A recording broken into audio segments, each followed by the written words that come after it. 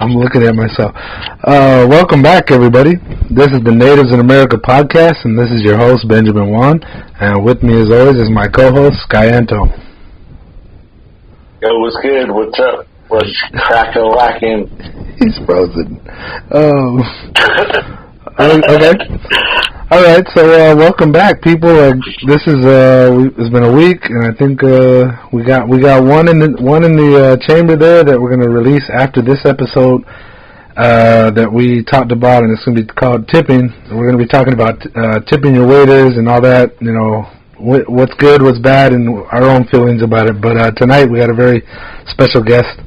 He's returning. I think the last time I called him a returning champion, and we might as well stick with that. He's a very special guest. The chairman of the board, Juan Buendia. So sound off, man.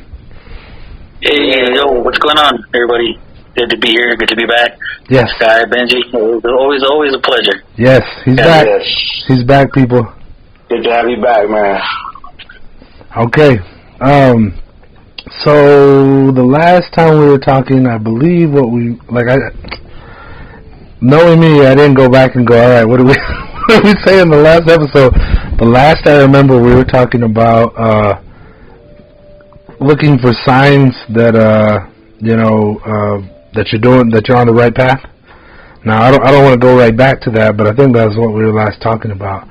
But in your position, you got many things coming across your table. So I think to start this thing off, we should just get an update from you about what's going on in the nation, or at least in your neck of the woods, the South District. No. All right, perfect. Well, first of all, skikudinik sa Jamui ang yapjugit Juan Buendia yapam just kamskuriwal sa section. Just to kind of give you guys an update, and I heard you guys are having people introduce themselves a little bit that way, so I figured might as well stick with it. Participate. Nice. But I will say it's 2022 now, and at the beginning of, or at least where we were in, and when we had our discussions at the beginning of, pretty much the beginning of this thing, and then midway, and now where we are at this point.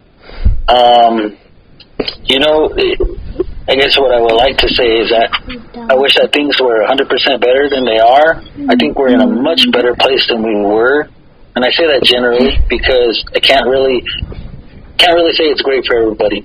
Yeah. I know that there's still people who are dealing with this pandemic, and there are people who are over this pandemic. Yeah. And there's all those people like they're in between. To me, and what I've been able to do at the South District with the office and the staff is try to tread as carefully as possible, but still be able to provide as much service and responsibility to our purpose there. Yeah.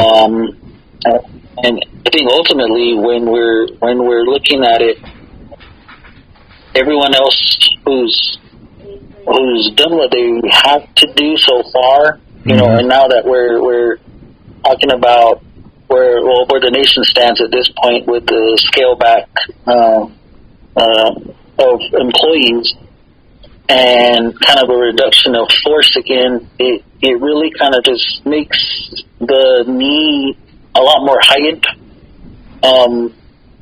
Just to share, I think that there's a lot of ways that we could move forward and try to continue to provide services, because there's still I don't want to say there's still a mindset that's not kind of ready to move forward, and so we're stuck, I think, with trying to figure out new technology with old practices. I would say I think it's just kind of where we are at this point, and that means though that because we know what worked before, which is generally coming together as a people as we should, we haven't been able to do that for the past 2 years, I guess I would say now at this point. Wow. So, I don't know. I mean, I think going through what I experienced thus far, having been vaccinated, having been boosted, still catching the virus, my entire household just got out of, we were pretty much sick between January 6th through the end of the month there. And all tested positive, and that was just, what it was. It was scary for a little bit. It was, but we all got through. My kids are good. We're working, we're getting back to work and all of that stuff. So, but I know a lot of other families kind of dealt with that same thing, and a lot of people actually, have passed away because of the exposures that happened recently. So, like I said, I can't really say that we're in a better place as per individual, but generally, with all of the efforts that we've put forth, I think as a district and as a nation to say, just make sure that you're keeping yourself safe, get vaccinated if you can. And follow all the efforts that are in place, like washing your hands, wearing a mask, all of those things.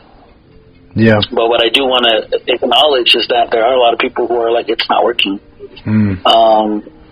I have done and followed a lot of those things and still was infected and tested positive. Yeah. What I feel like people don't recognize still is that we're dealing with a completely different type of virus when it comes to what was in 2020 and what was in 2022. Yeah.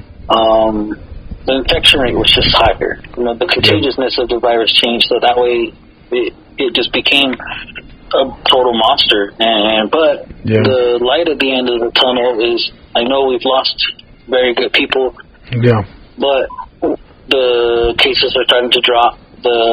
The need for emergency assistance that we were doing in the past couple of weeks has kind of tapered off. We're not really seeing that as much as anymore. Good. But, I don't know. I mean, I know that there's a lot of stuff that I think they can jump into, especially because there is a lot of, what would you call it? Like, I don't want to say hesitancy. It's more like, everyone's just over it. And I 100% understand where that's coming from. Yeah. But for me and my job, I can see where it's still affecting people. Yeah. And that people are still getting very sick, still dying, and still kind of having to deal with this on the long-term type of situation. Whereas, it's still very unknown what this actual virus is going to do in the long term. And the vaccine. I mean, I think that there's just a lot of things that we're trying to do. But I guess just to kind of leave it at that for now, and if there's anything else that we can jump into. But, I just want to acknowledge that we're 2 years into this. There's so much that we know now that we didn't know then. And I think there's also a little bit of a heightened need for our people, our elders, everybody in between to, number one, get the services that have been disconnected right now for the past 2 years. That's like behavioral health. That's like all of the subsistences that the nation actually was providing have pretty much tapered off. Adult protective services, senior services, all of those things are affected because they don't have enough people to actually administer those programs. Wow. So the only people that suffer from that are people that use those services, and that's everybody on the nation. Yeah. So, I mean, that's just speaking from what I've been able to observe. I know that there's probably instances where people are able to get what they need, but from our standpoint, reopening our district office and starting to move forward with operations was the best move right now because our membership are already receiving subpar services from the nation, so it was kind of like we can't both step away, because if we do that, then ultimately those people have nowhere to turn. Yeah. So I don't know if it's wrong. I don't know if it's right. I just know that I have a team right now that generally wants to do what we have set out to do and our purpose. And so I always have really open communication with my staff and especially my vice chair. You know what? Tell me if you guys think that this isn't the right way to go, or if this is something that we should not even be trying to do, because I don't want to sit here and spin our wheels again for another year when we have people that have needs. Yeah. So kind of jump into that, but that's what I'll say for now. Okay. Last time I asked you, and I'm going to ask you again now. Have you had points where you felt like, oh man, we got a total success there? Like, I think we all want to kind of hear about some wins because, like, we're losing people.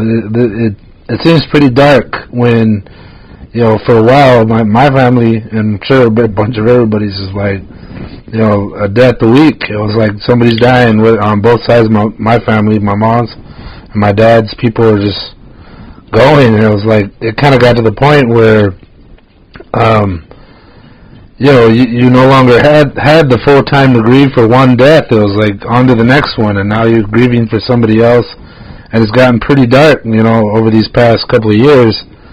So I guess what I'm searching for is some positive, like not exactly light at the end of the tunnel, but I'm saying, are you still seeing what you saw before when I asked you, like, people going out of their way to help?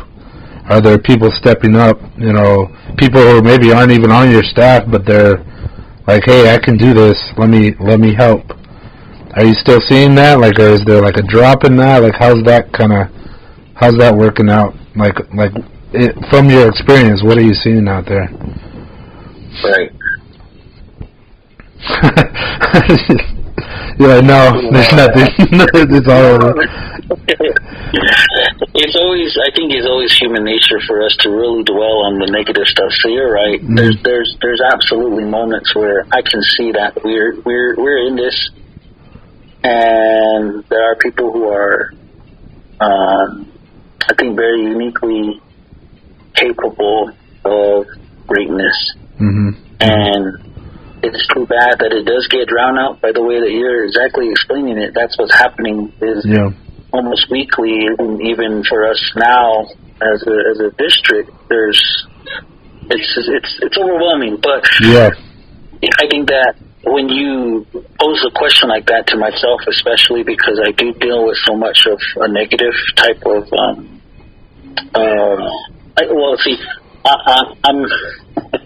I'm more of our office is more of a responsive when it comes to the what do you call it? Complaints. So we're in the service type of energy. So service type of industry. So we're responsive to complaints. The positive sides, and what I was actually just talking about the other day is, and I don't have a problem mentioning this because it was brought to me, and I follow a lot of people on social media. I have a lot of different friends from younger to older to middle to I guess wherever we are as an age group. We're not young, not old yet. But there's a group of kids. I call them kids, but they're probably about 19, 20, 21 years old. Yeah. And they're putting their own effort. They're putting their own dollars. They're putting their own time to trying to build up somewhat of a skate park for themselves. Cool. And the question to me specifically was, hey, Juan, do you think we'll have a problem if we're doing what we're doing? I'm assuming they asked me because they know I follow them on social media, and I probably showed up as I viewed it. Mm-hmm. But right away, I was like, no, not from me. You're not going to get any trouble from me if you guys are taking the time and putting your own effort behind it, because ultimately we, as the community, the leaders, the general, the people who are supposed to be putting those types of things together, if we don't see that you guys have the drive and the effort to support it, and I say we because it is a joint. If I could just do everything myself, I definitely would, but there's definitely levels of approval that need to happen in order for something like that to go forward. To see these kids that come forward at almost at the beginning end of last year. I'm sorry, the year before, so 2019. Okay. And they had that drive. They wanted to put something together. They wanted basically a slab of concrete and some poles to I don't know what you do, grind or whatever. So I'm sorry, I'm dating myself here, but I don't skate. But that's what they wanted, and I will tell you honestly, there was no effort from leadership to be like, oh yeah, let's do that. Oh, that sounds great. This happen. Yes, it was more like I don't know, that's not a good idea, or oh, you guys are going to get hurt, or oh, you guys are, just thinking of all of the negative stuff, and they don't want to hear that. They wanted to hear, awesome, let's do it. Yeah. So when you bring that up, I didn't think about it in that way, but they're still there.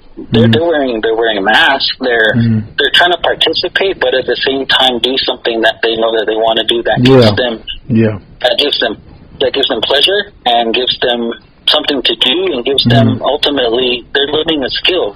They're out there pouring their own concrete. They're out there leveling that same thing themselves. Yeah. And I'm like, dang, look at these guys. Innovation and perseverance and all of those things that we want. And they're asking me, hey, do you think we're going to get in trouble? And I'm like, no. But see, that's where we've left them. So I'm like, cool. You guys are great. Don't even worry about me saying anything. And if anybody says anything to you, tell them to talk to me because I'll pick you guys up. I'll support you. Yeah. So that I think that ultimately, when you ask that question, that's what made me think about that because it's good. You know what I mean? That's one of I was like, wow, that's actually really cool.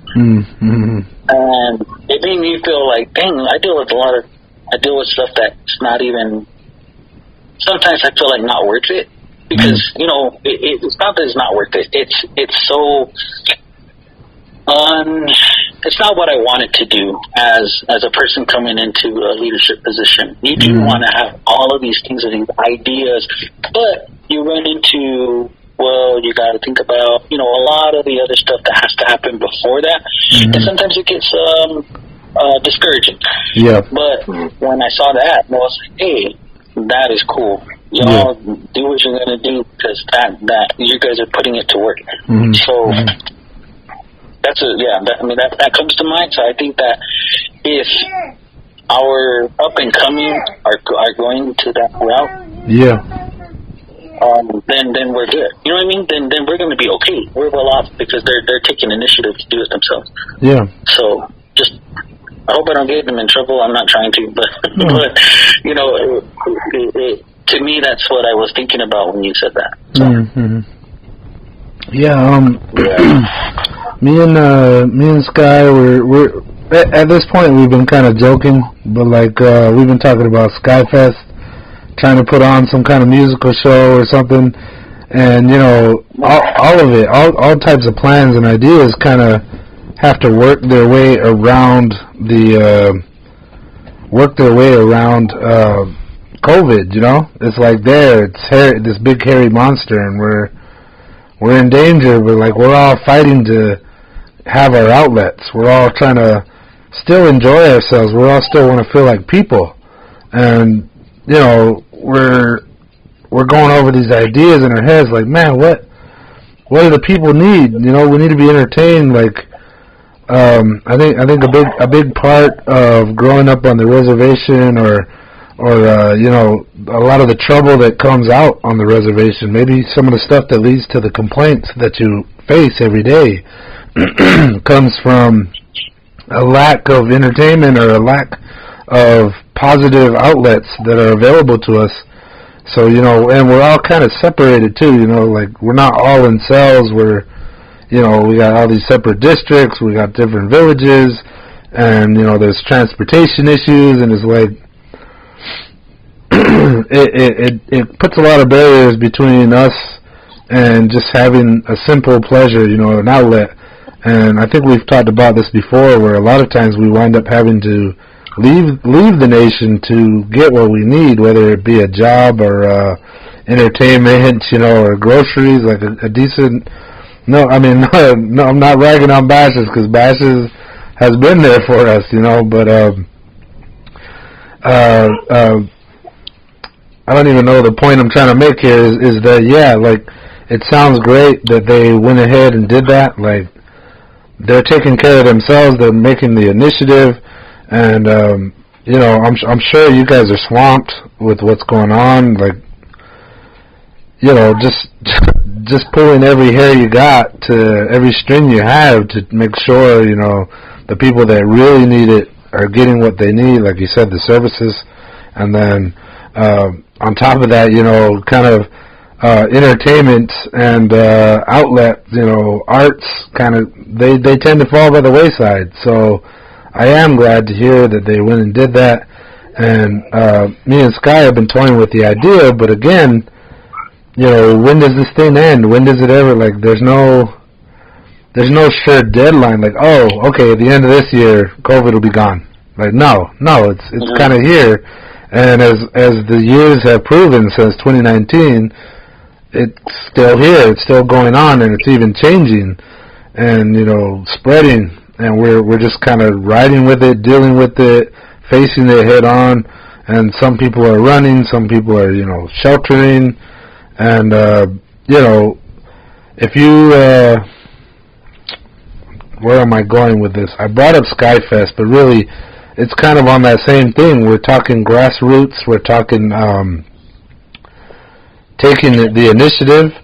And really, I'm kind of curious, like, has there been any talk, like, oh, what are we going to do when this ends? What are we going to do? Like, I'm sure it comes up all the time. Oh, are we opening up now? Oh, are we moving on?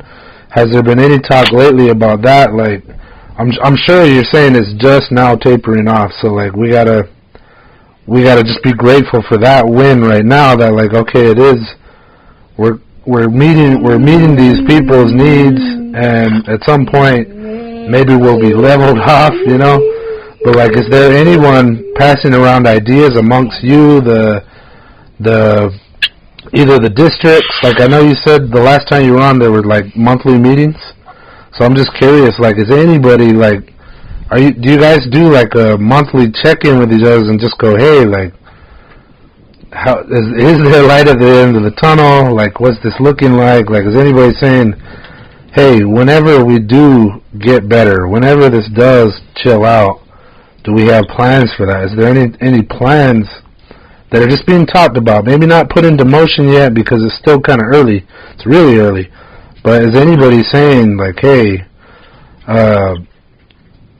what are we going to do when we can start opening up? Can we throw a fest? You know, like, I think the carnival's off. Is it off? I was kind of hoping that I wasn't sure if it was on or off. I think a while back, like months back, I was like, it might be on. But now, like you said, the numbers, the cases have been skyrocketing. I keep getting all these notices from the nation and the district saying, no, we're closing our office. We want to be safe. We want to, you know, still provide services, but we're being safe. We're playing it safe. Like, you got people in contact with you, whether it be on the district level or on the nation level. Is anybody talking about future plans? Hopefully happy future plans, but like a plan to celebrate, a plan to gather. Like, I mean, that alone is a sketchy word, gather, right now. But is anybody going, hey guys, at some point we got to celebrate the wins, we got to celebrate our survivors? Like, yeah, we have to mourn our losses, but at the same time, we also got to take stock of who we still have and what we still got.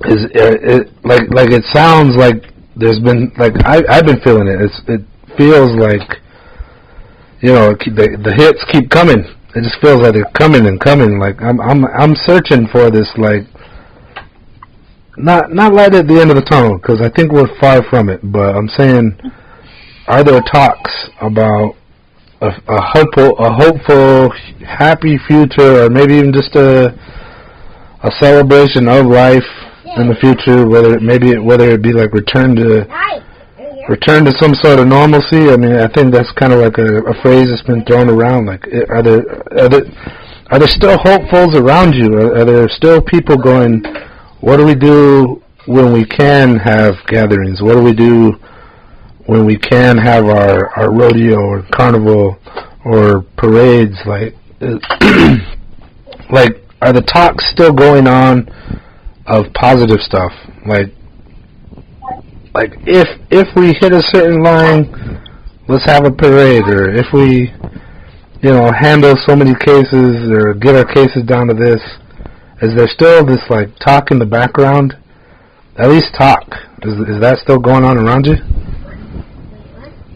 It's a lot. No, I'm not. I just really want to be honest with you guys and your listeners. Yes. Let me say yes. So let me also say that I have hope. I can speak for myself as a district chair. I can speak that I continue to have hope. I continue to have aspiring, things that I think that are possible. Mm-hmm. Do we have to be cautious? Yes. Do we have to make sure that there's understanding that this effort, if we're going to put it forward, means everybody has to take special consideration for one another and stop being. I got this thrown in my face before, but I honestly have to say everybody has to stop being selfish and allow for there to be some form of forgiveness or togetherness or whatever you want to call it. Yeah. Because ultimately, we can't keep like looking at each other and saying, "Oh, you're wrong for doing that," or "Oh, you're this, you're that." Everybody is entitled to a life. Everybody's entitled to how they want to do it. I will tell you, because I announced this at our monthly meeting today. We had a meeting today with the district chairs. Oh, cool. Most of them are remaining closed, meaning that they're still working on short schedules, but they do have. I think in the background, a lot of us, what we do as district chairs is try to just maintain a level of productivity. So they do have things that are on the table that are being conducted. I know that me personally, I've thought about exactly what you're saying. Yeah, let's acknowledge our fallen, but let's also think about how we can actually come together to some degree. And and as an example of that, what I've implemented with the assistance of our elder coordinator at our office is a very small elder meeting, because we haven't had real communication with our elder members within the district. So we're going to start in one community and outside of cells that doesn't have many elders. So again, we can provide a very small, controlled environment. We can follow all of the steps and the things that are meant to protect us from transmitting or catching any disease. Hand washing, social distancing. We'll also provide a warm meal to them. Cool. We haven't done that in a really long time. And to me, my thought is exactly with you. With what you just said, my thoughts are, I feel the losses as much as anyone else. I hear about them. I have to deal with them. But there still has to be something that we're coming together and doing for those that are here, those that have participated and done everything that they need to do to keep themselves safe. But now I feel like they're being penalized because other people are going out and getting infected, getting sick, and now we all have to, quarantine again and whatnot. Yeah. The nation itself has said to me or to us as a body, we're not going to shut down we're not going to issue any stay-at-home orders. We're not going to do that at this point. And they're also lessening the amount of days for quarantine, which has already been done. And this is kind of old news, but, you know, they're trying to figure out a way in which we can still, you know, protect each other, but also move forward in that if you don't have symptoms or if you haven't been vaccinated, you know, following the guidance from our healthcare providers or our specialists in that area. And it makes people a little bit confused, but I think what everyone is waiting for is just to be able to hear, like you're saying, the good. Like, okay, if we're done with this, what's the next step? So I think that genuinely, I have to have a really positive mindset or outlook, because if I didn't, I'd probably be very different. I mean, you know, I probably would have a very different demeanor, because it would just be like, whatever, this is the end of it, or whatever that would come across. But I don't, and I try to just continue to be optimistic and continue to motivate people to be like, hey, it's all right, we're going to get through this, let's do this, let's do that, and try to pull them from out of their mindset of, oh, I don't want to do that because, you know, whatever the fear is. And I get that there's fear. I want to acknowledge that. I know that there's fear.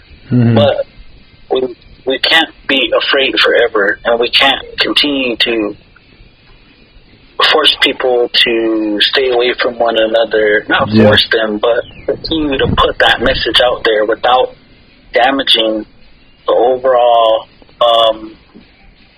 so for an example, like... I just realized my son is in first grade now. He was in pre-K, kinder, and he's a little boy, you know, so he wants to do a lot of things. He hasn't been able to really actually do much because of the whole pandemic. You know, he's been in school. He's going to school now. He's vaccinated. He's all of those things, but he's very shut in. And I mean that by he genuinely just will go from point A to point B. But you know how we were out like until the sun went down. We were doing all of these different things and everywhere with all of our cousins and with all of these other things. But it's really just like almost like a shell a little bit. I mean, and he's still bright, he's still funny, he still cracks me up. But I think a lot of our kids, and I just use that as an example because that's what I've noticed, but I think a lot of our kids are also in that same boat. Even ourselves. I feel like I'm a little bit overshadowed because of how we've been living so far. But it feels like you feel guilty for going and doing anything with a little bit of fun in it, because you know what, we're in a pandemic. We're in a pandemic. You need to respect that. No fun. And I get that. You know, so I hear you guys. I think whatever you feel like, especially if there's something that, and I've asked people, you know, if there's something you want to propose or feel like maybe we could do, the farmers market. Nobody wants to do that. Our district, our office grounds, I said, use our grounds. We need to be able to find some sort of avenue forward, and these vendors, these people that try to sell their goods, haven't been able to do that for a couple of years now, because especially on the nation. I know that they're having these things everywhere else. You know what I mean? They're in Tucson. But here, we're denying that because, you know, don't do that. Don't. So it's finding ways to continue to bring people together without calling it social gathering. Because don't do that. But also, providing for the mental health and overall wellness of our people by saying, look, a farmer's market is not the end of the world. And I hope that doesn't offend, but that's how I look at it. Like it's important for us to support those business entrepreneurs, and there are people that are trying to do their own thing, and they do amazing stuff. I see some crazy good stuff out there. So I'm hopeful. I mean, I hope that kind of shines a light on. It's doom and gloom, but it's also trying to find those little wins and those little brightness in the day. And I think that's ultimately where we continue to build on that. continue to say, hey, yeah, we're going to do this, but we need you guys to all take care of each other and say, yeah. If I don't feel well, I'm not going to be there. You know what I mean? Please don't show up. Right.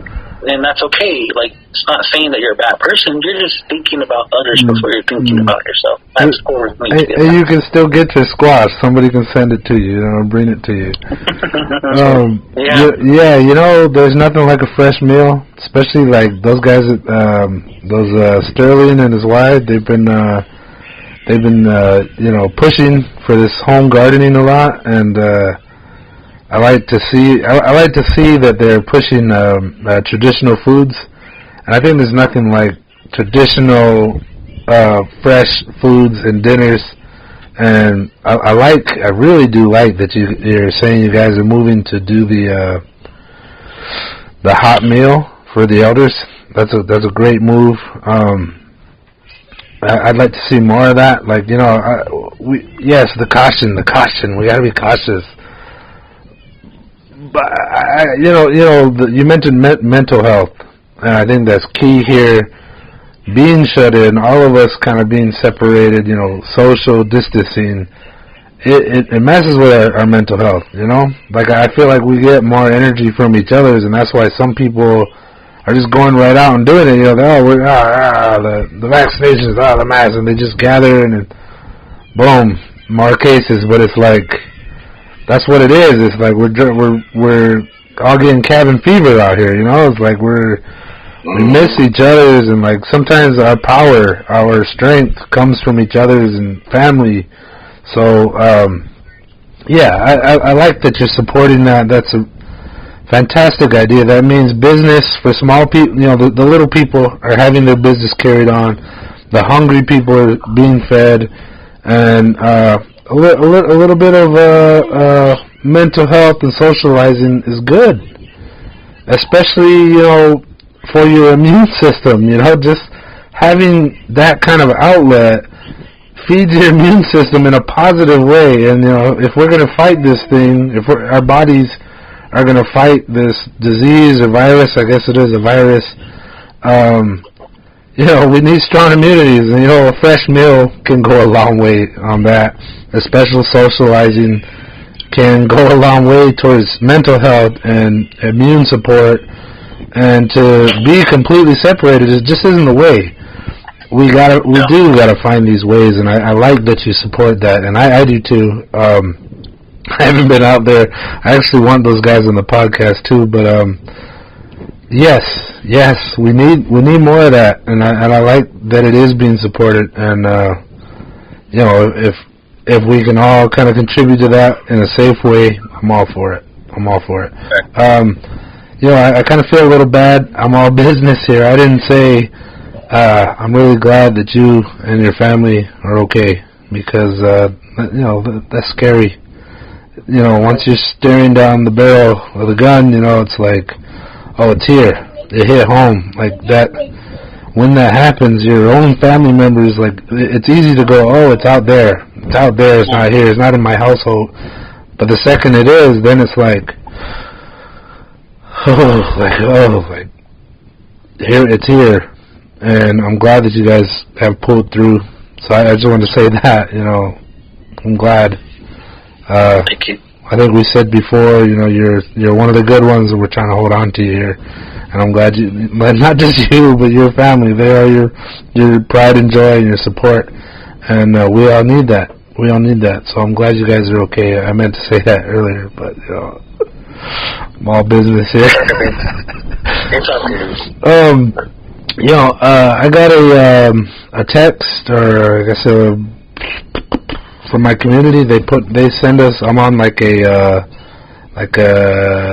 text tree, I guess is what you could call it. We're all on the phone tree. A phone tree. We're on a group text from the village. Yeah.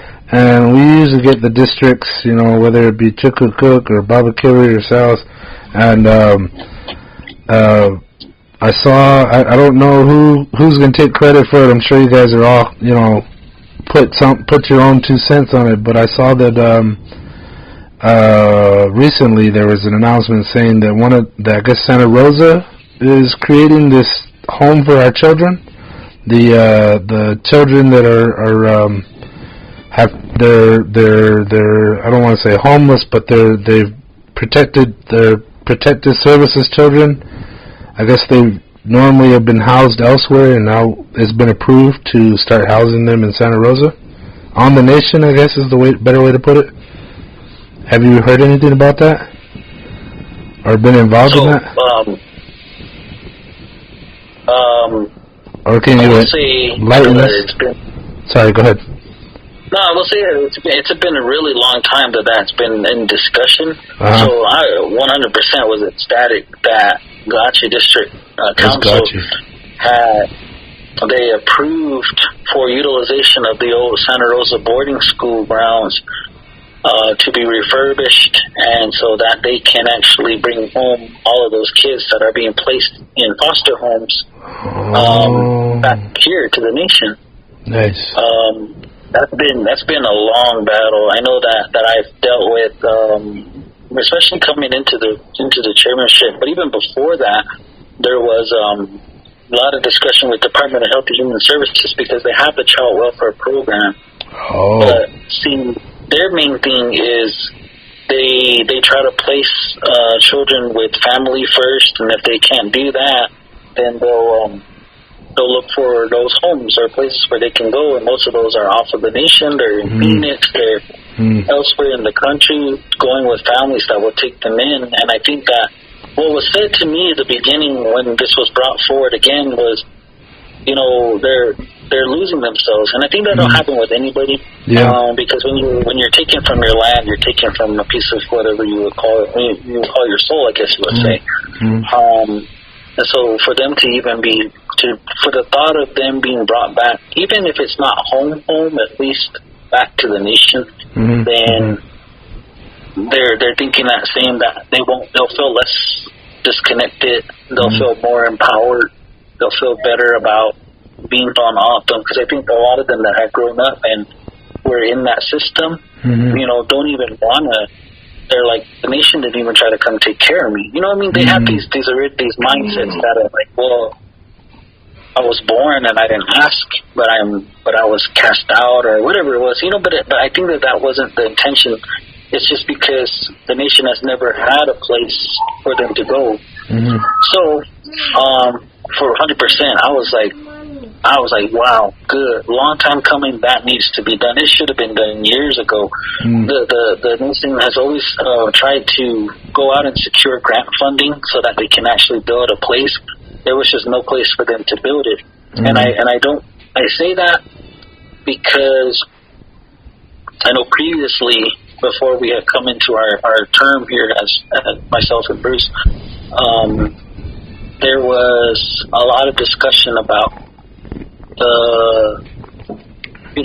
cells being pretty much the capital and being pretty much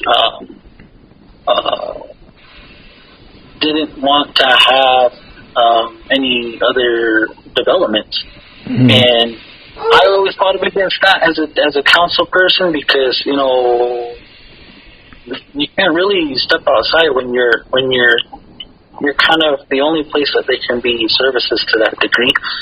But what I am also very proud of now is that we're decentralizing a lot of the services. So, like this and mall, they're building their own plaza. They're going to have their own stores. They have their own tire shop. They have their own laundromat. I had heard something like that. Cool. Gotcha District is building up on their services. They're going to have all of that rec center, all of the splash pad, and they're going to have all these things out there in front of Cook. Now they're going to have a place for our nation's kids when they bring them back home. Cool. So it's been a really long road, and I think that's why the announcement came out so quickly, is because a lot of us, even I had written a couple of letters on behalf of the program, because they were going for federal funding to say, hey, our kids need this, and can you please help us? Because ultimately that's what they ran into was, okay, we know we need this place.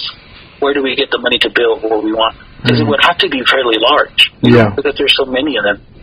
So I'm glad that the boarding school grounds, they're going to be what would you call it? I guess refurbished. Anyway, just so that they can actually house the kids there and utilize that space. I'm like, great, it's perfect.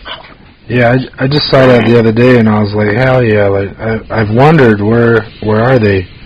Like in my mind, we used to have this old building, rock building, right there, like around the BIA, and I thought that was where it was, and then I guess they left there. So, I mean, that was a long time ago, and I'm sure there's a lot more kids since then. And when I saw that they had done that, I was just like, good on them. Like, good for us, good for the kids. Like, I hope that when that's finished, I don't, again, building takes a long time, but I hope that when they do pull it off or finish it, that we'll be there to meet those kids with open arms and services, something to entertain them as well.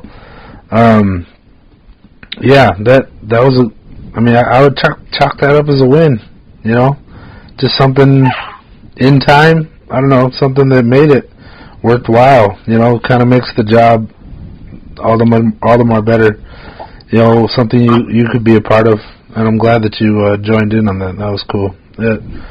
I just wanted to bring it up because I saw the announcement. I was like, oh wow, like I've been thinking about them, and I wondered, where are they? What are we doing about it? What can I do about it? And right.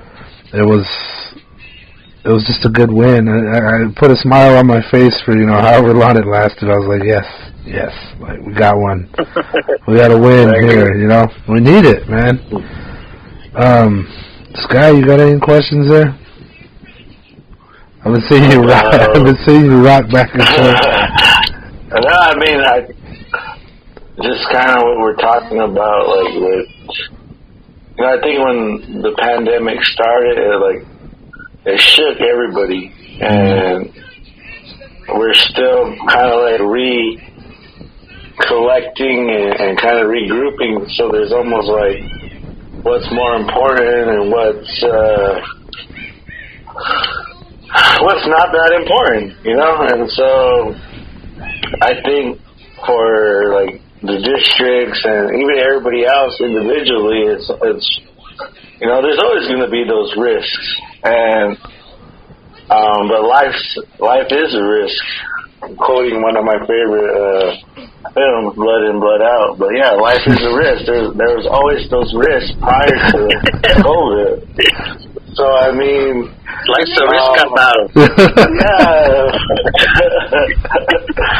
Yes, exactly. But I mean, what I'm saying is us leaving our homes, going off, doing our jobs, conquering our dreams, whatever we were doing, whatever we have to do, it's like we almost gotta have a strategic mindset of what it is. We're not just kicking back, and we're not just out running around doing nothing. Like, I think there's this maybe a laid backness that went away, but I think it's also kind of shook us and reminded us, like, well, what's important for you, because we already got these limitations, and the res has always been a place where there's not a lot of resources that the cities have, but we have resources from our culture, from our elders, from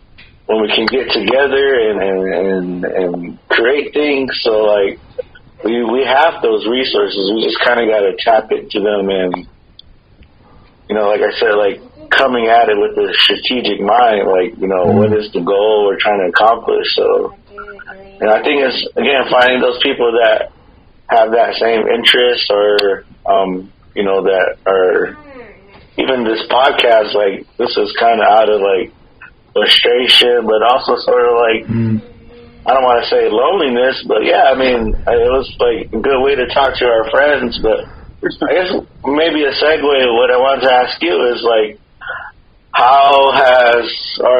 what were your thoughts on us interviewing the Bible teachers? Oh yeah, I wanted to know. Like, what did you think? What did you think, or what was one thing you took away, or something that stood out? Like, because you went to Bible, you knew these guys too, so. Yeah. No, I want to say that, you know, well, you guys know much. I think that y'all are doing something that whether you feel like it's important or not, it still impacts someone somehow. Yeah. And the fact that you guys could bring those individuals onto this platform, give them some actual time to kind of show us, you know, give us their thoughts, their insights. I was, I think, ecstatic. And I was listening, and, you know, you get all of those old, like, nostalgic feelings, or those, like, those memories flood back. And I was, you know, I guess what I want to say is to hear that, to be able to almost feel like you were included in the conversation, because I was laughing, I was getting, you know, taking it all in. Yeah. And, you know, in the chat, I was like, I think I read something to Benji on one of the chats with Mr. Hardy, because I kept hearing you trying to articulate what your feelings were, and I was like, I'm trying to get there too with him, but I'm trying to understand what, you know, so I'm like, I think it just ultimately gives you a sense of humanity. Like your humanity gets tapped a little bit when you meet somebody who exudes that type of life, or that type of or thirst for it. And I'm glad that we had that opportunity, each of us. I didn't have it for long because, you know, I made my own decisions. I didn't do what, you know, I felt like I wanted to run along in my own path, but I was there long enough to know and to see and to hear that ultimately there are people that were here that are not, you know, and they don't have to be nations members. They don't have to be someone that we would look to and say, you know, you look like me, you talk like me, but they did tap into some sort of familiarity inside of ourselves, so that we felt comfortable, we felt cared for, we felt just like somebody actually gave a damn about us. And I'm glad that you guys were able to say that. I'm glad that you could hear the emotion, and I know you mentioned that a lot, Benji. And I'm getting emotional now because I think that we don't get that a lot. And it's not to say that we didn't have good parents or good upbringings. It's the society that I think that we felt on, and the system. The school system is terrible. The school system looks at you like, you know, nothing other than a student, or you're just supposed to be there to learn. You got to do standardized tests. You got to know these things. You got to know that. Yeah. But they're the most formidable times of our lives as humans, where we're learning how to coexist. We're learning how to talk to people, and then to be treated with the sincerity by individuals that, you know, didn't have to. It impacts you. And ultimately, that's what I would like for all of our kids, everybody that goes through the system now. It's not just to feel like, well, what did I even learn at school? Or what did I even get from it?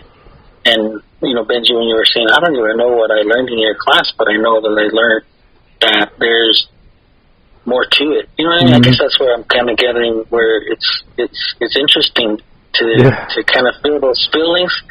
For somebody who barely know, when those episodes were released, and I wanted to get it out there to share, download, Hardy, Mr. Wesh. Did you have anybody else? Those are the teachers. I want to get Grandma on. I want to get Deborah Grandma on. I want to get Reggie Brooks on. I don't know if I could find Boschka, but I want to get Boschka on. And Dan Hart, I think I can get him. I think I can find him. I'm friends with him on Facebook. Like, I always think of his picture on the wall, Dangerous Dan. You know, he's all wearing the coat and the long hat. And I connected with this group, Cell Survivors is what they call it. It's like the teachers groups that like anybody who's ever taught on the res, they join this group and they have dinners like every year or so. And I recognize they call it Cell Survivors. Cell? Yeah, Survivors. Yes. So, but yeah, like they're like a private group on Facebook, and I joined them with permission from some of them. Maybe all of them. I think they approved me, but it was to share the episodes, and I put out the word to them, like, look, if any of you are interested, like, I know Trish Fowler's in there, and she was like our first grade teacher. So no way, really? Yeah, she's running around like Chris Prey. I saw her on there. I'm pretty sure if I can't convince her, my mom can convince her. I want to bring my mom on too. Like, I keep talking to her about it, and she's like, But I got these names in my head. I'm like, man, I want these teachers to come on. My mom brought up Verna Enos, and I really want to get her on. Like, just, I don't know what we talk about, culture, of course, but it's like she's raised our children and passed those songs on. Like, I want as many teachers as I can get on, as we can get on, because it's like, once we got those 3 guys on there, like, there were big names on my list, like really big names, and people I knew. I was like, I know these guys, I know I can get them on. And once they come on, they can kind of show the others this is what it is, and it's this easy, it's that simple. Phone call. I mean, I'd rather it be in person, but a phone call. It's just a phone call and we record it. Give us an hour, 2 hours, hopefully 2 hours, and maybe more. And I got high hopes for this podcast to keep going and expanding and getting a bigger viewership so that we can share these episodes with people, these teachers that we all know, you know, the names. I really want Grandma to come on too, because, man, she guided our lives too. You know, she wasn't our teacher, but she taught us, you know, go for it, go get your goals. And here's just hoping, you know, for our future to continue. Like, this podcast is growing on me a lot. Like, it's my outlet, my weekly outlet. I can talk about my feelings. I can talk shit, you know. I can talk science. Like, I'm a big science guy, and it's growing. Like, it's taking a life on its own, and I like where it's going. And I think I got an idea, and if I can get a hold of Susan, hopefully we can go even further, like fund it. I was telling Sky we'd like to do traveling podcasts where we go travel and meet them. Like, I want to sit in that living room with Mr. Hardy, and, you know, sit in front of his books with him, you know, or like go chill. I was telling Damo I want to go fishing with him. Like, I want to share that, and, you know, it's kind of like, you know, we're all, this whole, I'm going to bring the pandemic, but like, we're all kind of doing the Zoom videos and chat rooms, and we're online, and this is our way of contributing to that. Is like, let's share this experience. Let's, I feel like we're kind of capturing history and sharing it, like, and saving it, because I keep joking, but I'm serious at the same time. As long as there's an internet, these will be there, and I'm really proud of that. Like, it's taken on a life of its own, and I mean, here's to the future, you know. And you're helping us get there, Juan. Like, I'm glad you came back on. You know. I just want to say again, you know, you guys, I'm really proud of whatever you guys are doing and everything you guys are doing, and I think that the impact, you know, to be able to feel the feelings we feel, is definitely makes it more, what do you call it? I don't know. You put more emphasis in it, and you can feel that from you guys. You know, you guys don't just come on willy-nilly. I mean, you may go a little bit, but it's fine. But I think those deep moments where you know that there's good times, but there's also points in which we all, even as a man, have our feelings, you know, and it's okay. It's all right to show them. It's all right to feel like, damn, you know, I feel terrible, but I like to laugh and I like to, you know, do all of this stuff. So, sorry, Scott, I interrupted you. No, I was gonna say, was there any episodes that stood out to you, or any ones you were like, oh man, I have a story that fits that, or it's a good question. Like that, or first of all, are you tracking with us? Are you staying with us? And like a lot of people, they pick off the titles what they want to watch. You know, like, oh, I'm gonna skip that one, or maybe how long it is. Like, are you sticking with us throughout this? And what you doing? So I usually will, like, I get the notifications, so they come on. Cool. And I have a podcast playlist, so I throw it on my podcast playlist. Cool. And then, like, throughout the day, just turn them on. And so, like, at moments where you guys are talking, and then I'm either doing something or I'm moving, and then I'll turn and be like, you know, jump into it, at least, or listen. And I can't remember what you guys were talking about with it. And I got to go back. I do it with I watched that one along with a couple of other ones, but I think when I really sat down and listened to, like, the ones where you have guests on, and not to say you guys aren't interested by yourselves, but when you do, you know, I think that it does spur a lot of old memories and old times. I'm trying to think of a moment where I was like, I was just thinking about coming on here and sharing. You know, I did share it through my comment, you know, how Betty was trying to explain. But other than that, other than what I touched on earlier, in that you kind of get that sense of somebody actually cares about me. There are those people who probably never felt, didn't know how to articulate what that feeling was. And I was thinking about that one time. I can't remember which teacher it was.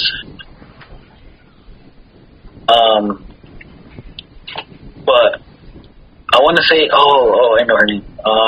Miss, she was a real elder lady, and I think you guys were already gone because I had gone back to school, trying to go back after you guys had left, or at least in 2004. I know I went back in 2000, maybe 5, maybe 6. And I can't remember her name, Miss Edwards. I think her name was Miss Edwards. Anyway, she always gave me really, really strong memory of my late grandmother, my mom's mom. And she always had this. I think I always ran to her classroom, or at least went into her classroom, because I felt like that was somewhere where I just felt peaceful, or felt like I could hang around in there and not be bothered. And she'd always just kind of open the door and let me in, and then she'd go sit down at her desk and just eat her. She was always eating Cinnamon Toast Crunch, so she had like a little bag. Yeah. She was like, "Oh, I'm missing it. This is my lunch. This gets me through. It's just a little bit of sugar for me to finish out the day." But I remember one time, she had kind of just. I mean, it's the little tiny things I think that the teachers do that they don't intend to make you feel anyway. But she had kind of just put her arm on my shoulder, and she like gave me like a little comfort. I guess she could probably tell that I was kind of stressed out or doing whatever. And I had my head down, and she came and she just put her hand on my shoulder, and she kind of rubbed it, like really gently but firmly at the same time. And I don't know, like that always stuck with me. I just felt like I was having a really bad day, and she came and she like knew. Yeah. And I didn't have to say anything. All she did was show that gesture of like, it's gonna be all right. You're gonna be okay. I've never forgotten that, and it makes me emotional now. But from that point on, you know, you build that protectiveness around them. You know, don't mess with her or leave her alone. Or if anybody else is trying to act up in class, you're like, hey, chill out. This is a good teacher. Like sit down or stop moving around. But I mean, that was a long time ago, and she was really elderly at the time, so I'm not sure if she's still with us. But I made me think of that moment when you guys were having just conversations with anybody. I remember a couple of times Mr. West getting mad at me. But, you know, those are the things that I think about, too, whenever you guys are having conversations. Not in a mean way. It was just, you know, I was a bad kid. I was trying to be a bad kid back in the day. Trying to be a little rebel. But, you know, it's crazy that you learn a lot about yourself when you look back. I wish I had done a little bit different to really build some good relationships. I'm glad that you're rekindling those for us, both of you, by bringing them on. And it's a little bit of a blast from the past, if you will. Yeah. No, I thought it was like I see us kind of like, maybe, I don't know if it's just with the tribe or with the school or maybe just whoever can relate to what we're talking about, but it seems like when we added those guys or when we interviewed those guys, it was like they were these characters in this bigger play or this bigger thing that was happening. So it was weird not weird, but it was good to hear them, but it was like they remember what we were going through, or at least they saw this thing, so it's kind of like to revisit that time. It's just like, man, like, this podcast is sort of has this 3D feel when we bring up those old voices, and like when Hardy was talking, I felt like, man, we're in his class again, and he's on one, because I remember he wasn't always like, you know, he would build up to when he would be like on his teacher stuff. So like it was cool we initiated that, but it also showed like our that those connections that we build and that they actually exist even after years have passed. Because it was like, I don't know. It's like I don't know if it was just for us at Bravo or if it's like that for all schools, but like we actually had connections with these people, and to have these conversations years later, it was like, oh man, what did you see that I didn't see? Or, you know, I don't know. So like it was nice to hear them, but that's how I felt. Like it was just sort of like. I don't know, they're still our teachers. No, I got you. I felt like that too. I felt like it was back in, you know, 2002, 2003. It's crazy to say because that's like 20 to 19 years ago. Some decades ago,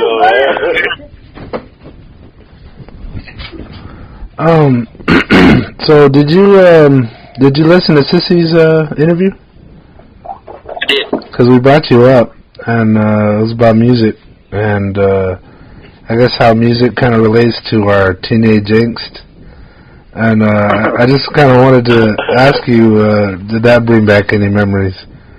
I think we talked about your choker, and maybe I think you had a bracelet too or something. Or, Marilyn Manson. The Marilyn Manson shirts. And I think on one of your interviews I put up a picture of you with the you're making this face like it's fine. did that bring any memories back for you? No, of course. I think I want to say first of all that you all have to go through whatever you got to go through to get wherever you're going to get. Mm-hmm. We all got to go through whatever that is. I don't have any regrets, and that's the most important thing. I think that any experiences or anything that I put myself through, if you do it, ultimately you do that to yourself. Yeah. But or when music or an artist or something gives you enlightenment, I guess we'll call it, to a degree that it impacts you and makes you feel good. that stage of my life, it wasn't bad. I'm not saying that everything's terrible. It is what we made it. It is what I made it. I was angry. I was mad. I was dabbling in different recreational things that kids dabble in at that age. Mm-hmm.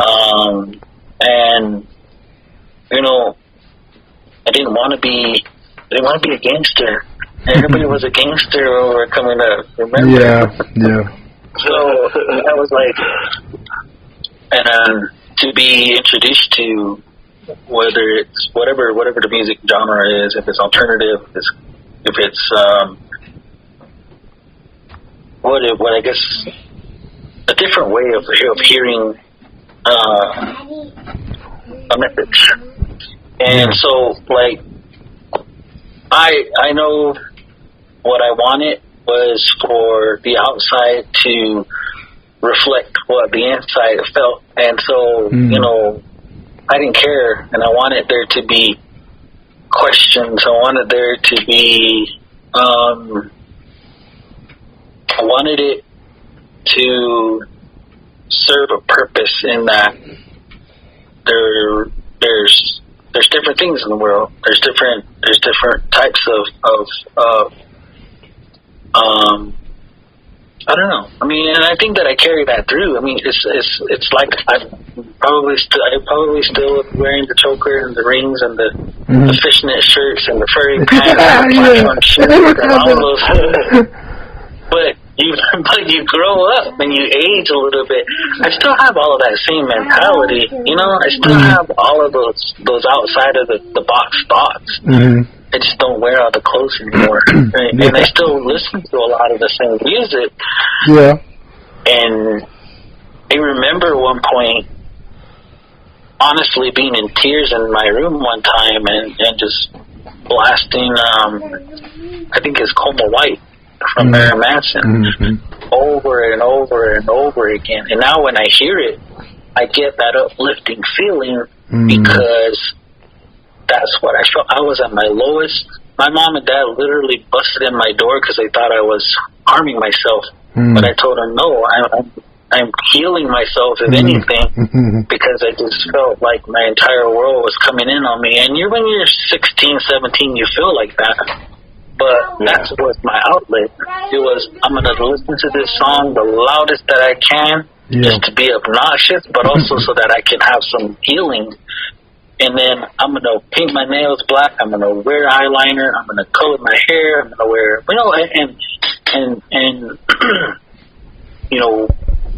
be different, because I felt like everything was the same, and I wanted there to be, I don't want to say I wanted there to be chaos in my life, but I wanted there to be some sort of resemblance of how I felt. And I'm happy that, like I said, you go through a lot of things as a kid, and you go through a lot of things as you're growing up. Yeah. And if that's what it took, was really happy to hear a lot of this stuff, because I think that as we're getting a little bit older, I do talk about it here and there, especially with my family and with my, just my fiance. So with my fiance now, because it's like, it was a part of me, and I kind of see how the kids are kind of getting rebellious, or a little like, they're marching to their own drum, and I'm like, yes, continue to do that, because I agree, like, listen to me, but don't follow anybody's rules. That's just kind of how you kind of look at it. But I was really excited to hear all that, and I do remember, I still have the pictures, I still have a lot of the stuff. They'll come up, I'll get red, and I'll be like, but other than that, it's part of who you are. I was with your mom. I think that one time when I ran into her, Benji, I remember she just made a comment because I wasn't, I guess she remembered me the way that I was dressing before and how I looked, and she said, "Oh, you look really nice as a boy," or something like that. You don't have to be rude. But like, as a grown man, she's like, if you're like growing up, you know, as a grown man, you're you know, compared to how I wanted myself to be ugly because I felt ugly. You know, that's just, I was like, I still feel the same way. I mean, it's like, I mean, not to say that I feel like that, but I still feel like I try to be open-minded and not as conservative as those may be, even though I do have to work in a conservative type of world to a degree. Still have those tendencies to be the rebel, I guess we'll call it. That's good. That's real good. Yeah. Manson is still a part of the soundtrack in your life now? Yeah, no doubt. One of the things I really love with Tammy here is that she really grew into learning some of the songs and knowing them, and so now they carry it even more of a like a personal. It's kind of something we have the same interest in. Yeah.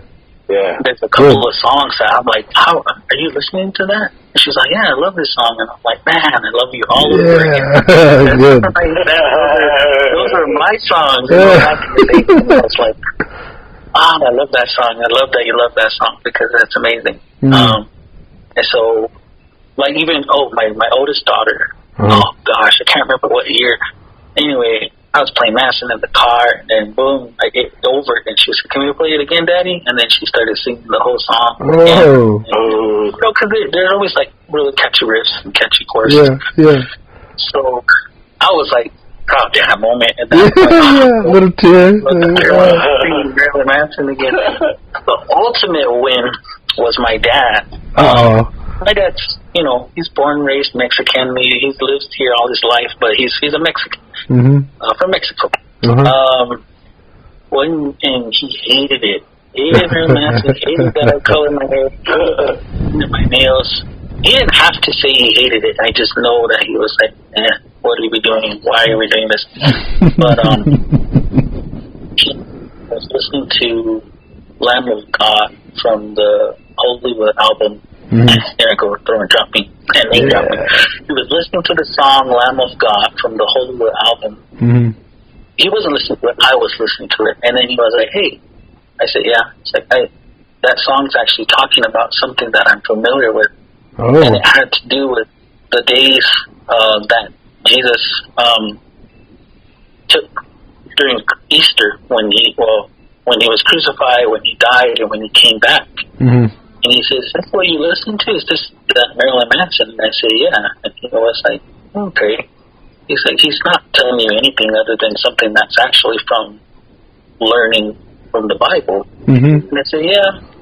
He's explaining it, but I mean, it's weird to think that the people that look at the surface right away and like, "Oh, that's ugly. That's not. I don't want to listen to it." But when they look and they hear and they can relate with something, their entire perspective changes. And from that point on, he was like, I don't think he's such a bad guy. You know, do what you're going to do, son. I put you that he's teaching you something in his lyrics. And I'm like, oh, okay. He didn't say all of that like that in his way. That's what he said. And I'm really proud. Oh, God. You understood it. I was like, oh, cool, Dad. Yeah, and so now that song makes you think about him. Cool.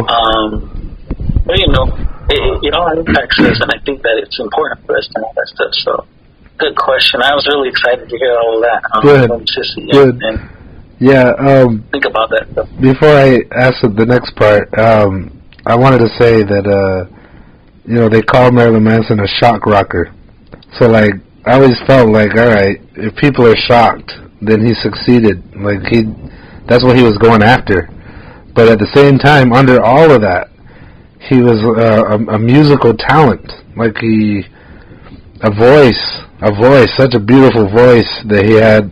His vocals and his lyrics and the music that they created was wonderful. It was amazing, and it got me through some hard times and this need to kind of explode and to take my own stance in the world, like take a piece of it and make it mine.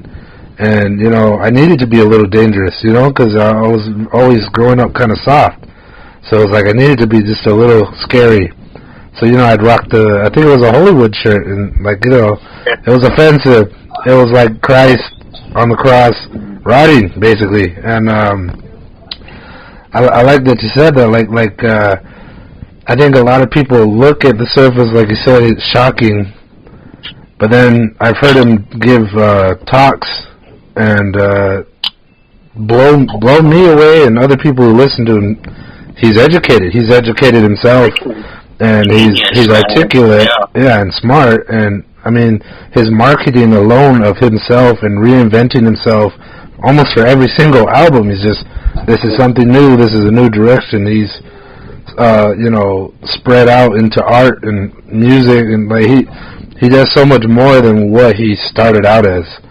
And I remember reading his autobiography, and it was like, man, he's just a kid. He's just this guy that took on this persona, and then it changed his world and his life and got him where he wanted to be. And so I found power in his music, gave me strength, helped me create an image for myself and gain power.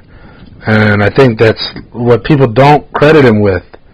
Not enough, anyway. They don't give him credit for that. It was like, oh, he's a musical talent and this wonderful vocalist, and if all they see is the shock, then I don't care to know them if they can't see past that. But at the same time, it's like, if they're shocked, oh, I'm shocked, then he succeeded. He did exactly what he was supposed to do, and that's what I've always given him. And Trent, fantastic, talented people, and I think a lot of people don't realize that. So I love that your daughter started singing, and your fiance is all on it, and your dad came around. I don't know how long it took, but I like that. That's so cool. Yeah, I was thinking about that too when you talk about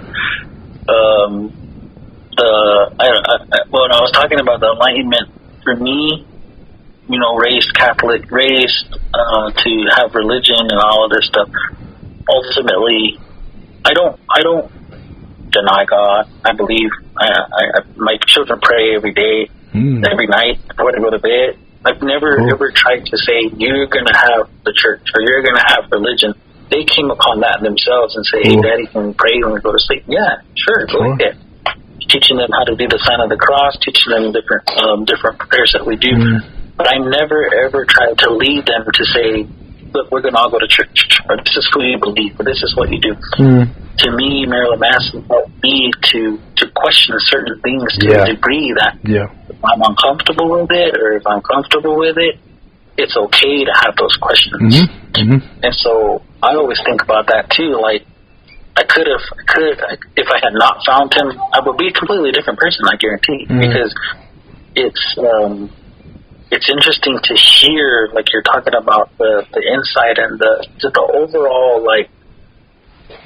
when you look at an album, it's just an album, but to him it's an entire story of start to finish what happened between becoming, from the worm to the superstar or whatever it is, and his Antichrist Superstar album. Yeah. And I'm like, damn, nobody puts that much effort into their albums anymore, into their music. Yeah. It's all, what's going to be the next TikTok kid, and that's fine. I'm not hating on it. It's cool, but I think it's a dying. There's a lack of that now, and I'm sad to say that many people won't experience that unless there's somebody that comes along and does the same thing that they were doing. Trent Reznor, Marilyn Manson. There's a handful of others, but. I don't know. Yeah, I hear you though. I feel like that too. Cool. All right, unless Sky's got something to add, I'm ready to give you another question there. You got something? Well, I just thinking of my parents. They listen to a lot of CCR, John Fogerty. So I just remember growing up listening to a lot of that. But as time progressed, now it's Marilyn Manson, and the kids are learning the jams that their parents listen to, you know, so it's a beautiful thing, you know. And you wonder what's going to be Marilyn Manson for your kids, you know. You know, it's pretty cool. It's cool how that works, but it's also kind of understanding that there might be a point where the authority, the parent, the religion might not accept what is popular. But there's always that, I don't accept this, you know, so it feels like there's always going to be that internal struggle, and then time passes and there's something else that's not acceptable or out of this world, or, you know, so it's cool that Manson kind of set that tone for this generation, but then, you know, what is it going to take, or what is it going to be that the new kids are going to be needing, you know, to be that Manson that was for you. Yeah. Pretty cool. Very cool. But yeah, I don't know if the internet ruined that for us, because it's so easy to make music, and, you know, artists are not as involved as in making a physical thing. It's just easy just to throw it on the web. So, yeah, there is a lot of artistic choices that are just not even being considered. But I wouldn't give up on music. I think they're still out there, those artists that are, you know, like that, pushing themselves to create something new and exciting. So, anybody you've seen so far? Just a question. Go ahead, Sky. You have one? Yeah, I was going to put forward one artist that I can think of off the top of my head, and I don't even know that much about her, but Billie Eilish. She seems to kind of go deep, kind of go hard, like kind of fighting the musical industry, because they were trying to sexualize her very early on. And again, I don't know her story. I didn't watch her documentary, but her music is shocking. Her style is different, and it's on purpose. Everything she's doing is on purpose. And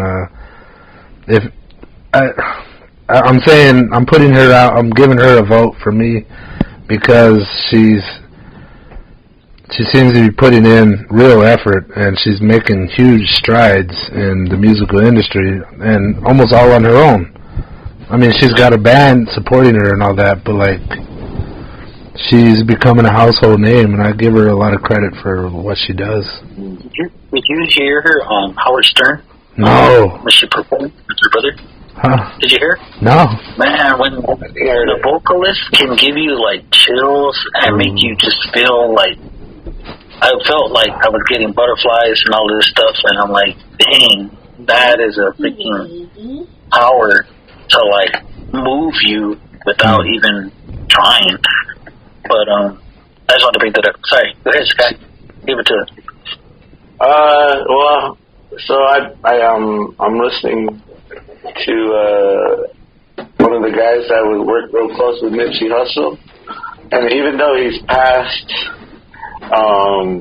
some of the stuff that he did and implemented was so crazy. But I mean, he really was like investing in his community. And even if he was he is a gang member, but I mean, just kind of how he was. I think that's why I threw out that word strategic, because I'm listening to that right now. But it's just, you know, like a lot of projects that he was doing was like, you know, for the community, and then like buying land where his neighborhood is, and I don't know, just kind of showing what's possible, and then actually making it, and showing it. But I guess there's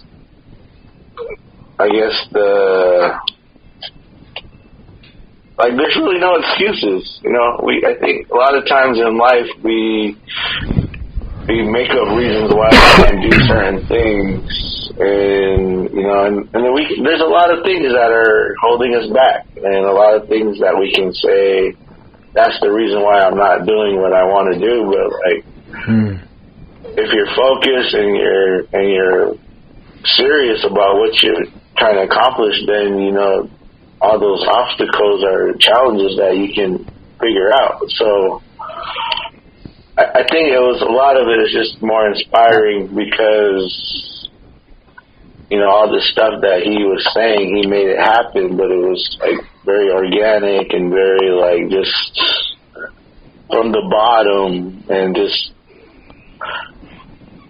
I think now he's remembered forever, but it's just kind of sad that it was how it was. But I mean, again, that's kind of, I don't know if that's just weird now, like with music, or when they die, they kind of reach this level of like now they're forever.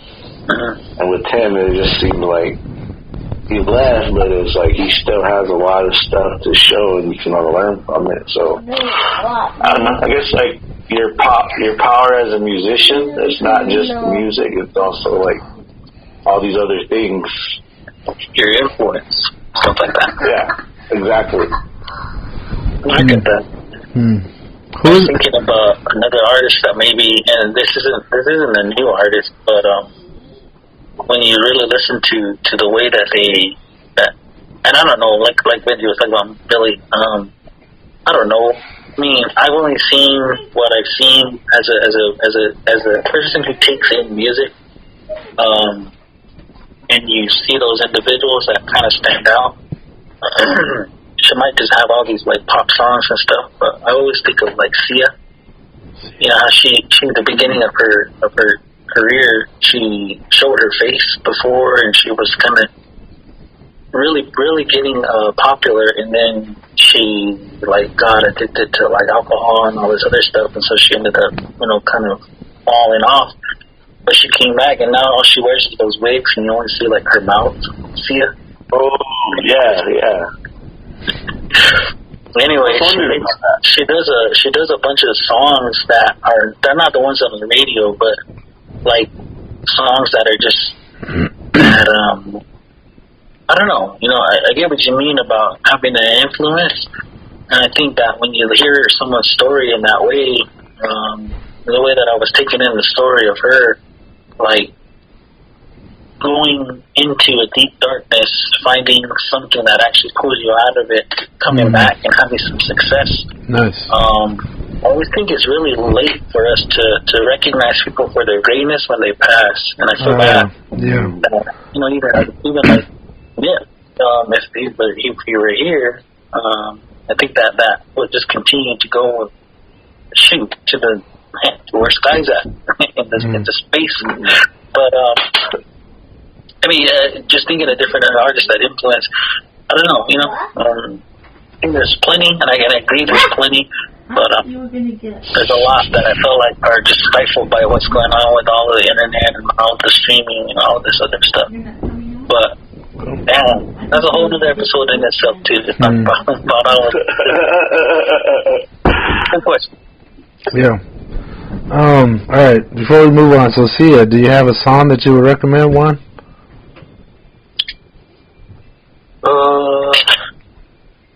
Alright, think about it, and then Sky, what artist were you talking about? That's Nipsey Hussle. Was it? And Nipsey Hussle. Spell it?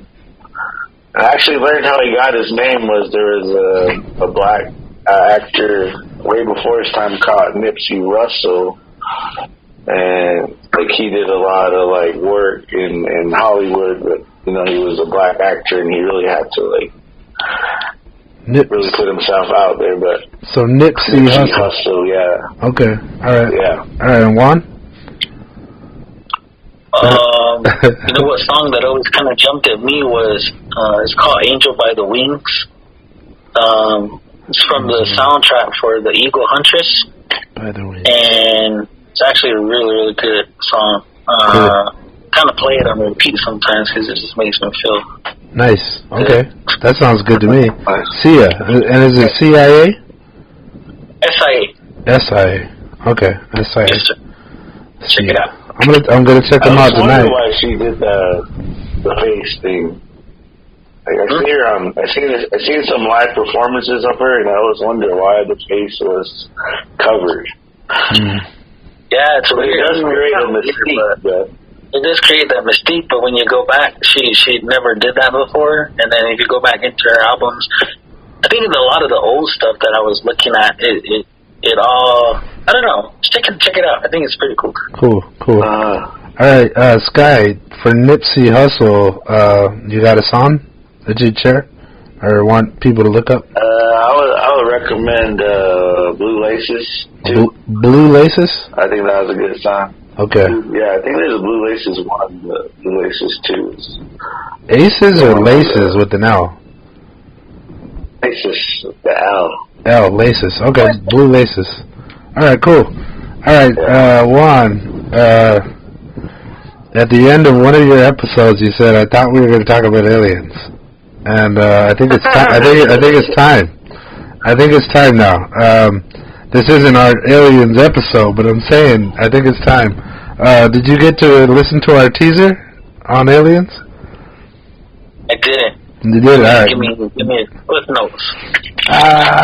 We don't have to. We don't have to go back and listen to it sometimes. But I want to know. Pretty much, yeah. Getting ready. Yeah, well, we were trying to ramp up interest in talking aliens, and we still haven't did a hardcore research or anything like that. But we want to go into sooner or later have just an episode about aliens. But let's start it off with a question: do you have any kind of questionable experiences where you're like, "What the hell was that? Is that?" First of all, do you believe there are aliens? And second of all, did you have any kind of experience that backs that up? First of all, yes. Second, the experience-wise, and I don't ever try to come at it from a fear standpoint, because I don't think unless they were going to do it, they would have killed us a long time ago. So I feel like if there is, and oh man, and I do fall down the rabbit hole from time to time and being that interesting, dives into whether it's YouTube or finding different Ancient Aliens episodes and all of these things. My only experience, and this is something that was when I was really young, but it just sticks out to you. And we live in, I guess I want to explain the feeling. Okay. The feeling when you're growing up as an O'odham and you have your older O'odham members and they pretty much try to scare you and call you remember Wolf Lady or Hoofman. Yeah. That they use to kind of keep you in line because if you don't do that or if you don't get inside, the Hoofman's going to come get you. But anyway, so that's what I feel like every time I start talking about this stuff. I start getting that old feeling where you're a little bit scared. Anyway, so I try not to come at it from a fear standpoint, but I was really young and I was with an uncle. He's passed now, but the stretch. And I drive down that road now between Choo Choo and Onegum. I think so. They call it Death Valley now, or whatever, that road that goes down into that little valley and comes out right from Choo Choo when you're going towards Casa Grande. Oh, okay. Sorry, there was an instance where I was actually in the back seat sleeping, and my uncle and I think my aunt and my cousins were asleep, and just woke, and they were both looking. If we were driving south, they were looking to the east, and so I turned, and they were trying to figure out what is that. It was like orbs, and clearly balls that were red, kind of moving in a circular motion around each other. And I didn't know what to think of it. I was little then. I'm looking and I could feel their fear. You know what I mean? Where they start to be that's not normal. That's not natural. Yeah. And so my uncle just guns it. hits the gas, they're taking off, and then, like, in the road, he ended up, like, I laid back down because I didn't know what was happening, but ended up, like, swerving around whatever was in the road, and I didn't have the guts to get up and look, but that was probably, like, the most, I remember it vividly because that was kind of what sticks in my head, but from that point on, just kind of knowing something's there. Yeah. And then I think at one point driving towards Tucson really late at night, there was more orbs to the north of 86. And when I say orbs, you know what lights look like in the distance. Yeah. But when you see these things like bouncing around or moving in a weird way that nothing should. Yeah. Even if it were drones at the time, we didn't have drones like we do now. Even if it were a plane can't zip, back and forth. Yeah. And so you kind of just, like I said, I try not to look at it from a fear standpoint, just understand stuff. Well, if they're here, if they were going to kill us, they would have killed us. Yeah. Secondly, if they wanted to kind of just take a little and check in on us, then that's fine as long as they're just checking in and leaving. But I was diving, like I said, deep diving into more of it. Yeah. And they have these people now that used to work for these, those agencies, and they're like, don't even let anybody tell you any different. They come and they go all the time. All the time. So I'm like, dang. But, with like media and theater and movies, they put a weird sense in our minds with, it's going to be like Contact or Aliens or whatever, So I always think of Close Encounters when I think about that, where it's just kind of like lights and sounds, and then learning that whole Steven Spielberg's vision for Close Encounters was to kind of give it that sense and feel of not fearing, but I don't know. But then the other thing that I've been hearing, or at least theorizing, people theorizing about, a lot of the stuff that we're seeing now is kind of for preparation for something that we're going to see soon. Yeah. So, like sea creatures and people that do live under the water. Yeah. They're putting it in Disney films now and into different things, so that way they're mentally preparing us for when they actually do it. We have that. So I mean, guys, that's where my mind. But I honestly try to remove the fear part because again, you can't fear it. It is something that we're not familiar with. Yeah. But I don't know. Hopefully when you treat it that way, they won't treat us like, I don't know. Yeah.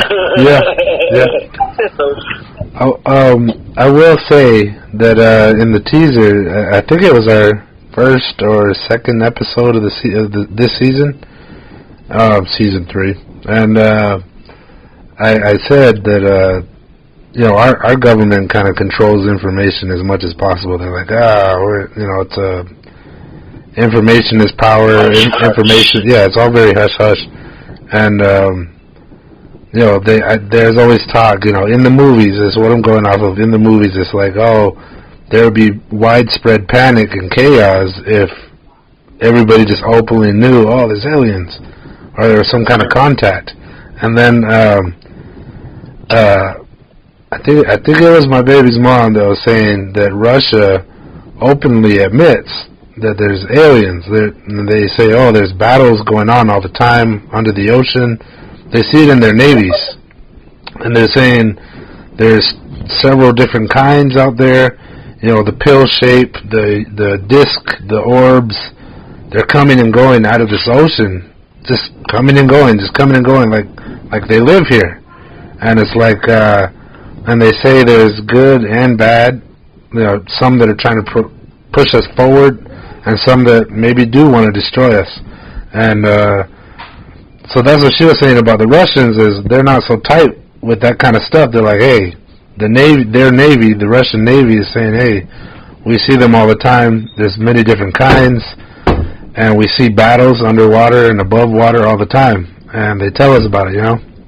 Only now, I was joking with Sky in one of these episodes that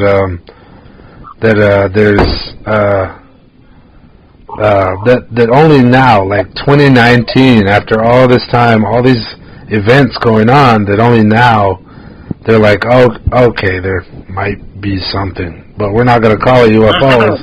We're going to name it something else, just because that's what we do all the fucking time. They're not UFOs. We're not saying that, but yeah, they're UFOs. But I think they call them sky phenomenon or something like that. Like something stupid. But so you change the narrative. Yeah. Change the narrative so that way you don't feel as threatened. Yeah, yeah. Unidentified means story. Yeah. The sky phenomenon makes me feel like Sky in the sky right there. Yeah. The phenomenon's behind Sky on his thing. So yeah, I think I brought it up the first time we brought up aliens was I had climbed up at night with a couple of friends to the that water tower that's on the hill across from the hospital in Cells. Yeah, there's the big hill, and I think there's a rancher there right across the road from the hospital, and behind them on that big hill there's a big water tank. Yeah. And way back in the day, they probably got it all blocked off now, but like we jumped a fence, we kind of climbed up onto the ladder, and the ladder was blocked, but it was I was skinny enough at the time. I thought the other day, I was like, I wonder if I could still fit through that hole. I really doubt it. Like I'm like two or three times the size I was then. But we got in, and we climbed up to the top of the tower, and we were just kind of laying there talking, looking up at the sky, watching stars and shooting stars. A couple times we saw like a satellite going, and at some point, this like whirling. It was like an orb or a light that was spinning, not spinning, but like doing a circular motion, and it kind of whirled and whirled and whirled, and it was kind of far away, but our sky was so big and clear. There's very very little light pollution, and it whirled, yep. And then if you look north from Cells, there's like a long line of little mountains, like way out there north, and the whirling went behind the mountain, and then the entire mountain range, like as far as you could see, left and right, lit up. And the only way I could describe it was like those old battery commercials where there's a flood and they're doing sandbags and all the cars line up and they light their lights to light the way along the river or something. It was like that, the whole back of the mountain lit up, like entirely, and it started where the whirling went behind it, and then it just spread all the way down the mountain. And we looked at each other. I want to say it was Steven. Not Steven that we went to school with, but like a year or two, 3 or 4 years ahead of us in school. This guy named Steven. I think it was me and him up there. I almost want to say it was you, Juan, because that's the kind of stuff we would do. But we were up there and we saw this light, and it lit up the mountains like impossibly amount of light. And we just kind of looked at each other like, you just saw that, right? Like, I didn't just make that up. Like, what is that? And, like, when it comes to aliens, and I almost sometimes think, we're scapegoating, it must be aliens because I can't explain it. But, right. Whirling lights, falling down, something impossible that doesn't look right. It does not look right. Is it aliens? I believe the truth is out there. I believe it. Yeah, that's how I got. That's all I got. Starting to get spooky by it. Well, okay. Unless Sky's got something, I wanted to talk about that too. You got something, Sky? What's that? Just to add the aliens. No, well, I don't have any, but my mom does, and she's kind of always put me on to aliens, but like, I see so many weird things in the sky out here in the Ville that I always say like, oh, it could be alien, but it probably isn't. But I just always remember my mom telling me the story of them having a station wagon back in the day, and they were going on some ride, and they were traveling somewhere at night. And the reason why I have to tell that there's a station wagon is because in the back seat of the station wagon, it was reversed, so it wasn't like everybody's facing the same direction. The kids in the back are looking out, and so as they're driving at night, they start to see the moon, and it's like big yellow moon, and the kids are like, wow, look at the moon, you guys, like, check it out, it's so big, and they're like admiring it. And then I'm assuming it was my grandma, my mom's mom at the time, and whoever else, the passenger, they're like, what are you talking about? The moon's in the front. Oh, shit. And so they're like, what are you guys looking at? And then they just started to realize that yellow moon is not the moon, because the moon is in front of them. And my mom described it as it just felt like the moon was getting bigger and bigger. And it kind of reminded me of when Juan was saying, like, they sped up, because that's as much as I remember about, like, I think it was just fear, let's get home or let's get as far away as we can. But like, I always hear this story of the night when my family saw two moons, and they were just like out, and that was always been a story that has always been told to me about. Probably that was an alien. What do I know? You know what I mean? Like, probably. I'm hoping to have a experience, a connection of some sort, but like, you know, that story has, I believe him, but it was just, that's my only alien story, really. Cool. That could have been true. So, I remember I went to this one Air Force, this Area 51 ride at the State Fair one time, and it was like, you go to the Air Force 51, and they're like doing this autopsy on an alien, and he comes alive, and he starts attacking the people, and it was a game. It was like you paid extra money to do this ride, but what? I mean, that freaked me out. But like, yeah, I mean, I've always been into aliens, like just kind of. There's something to it, yeah. I'm a believer. I believe. Yeah, I believe. X-Files and you know, there's another movie we never mentioned is Enemy Mine.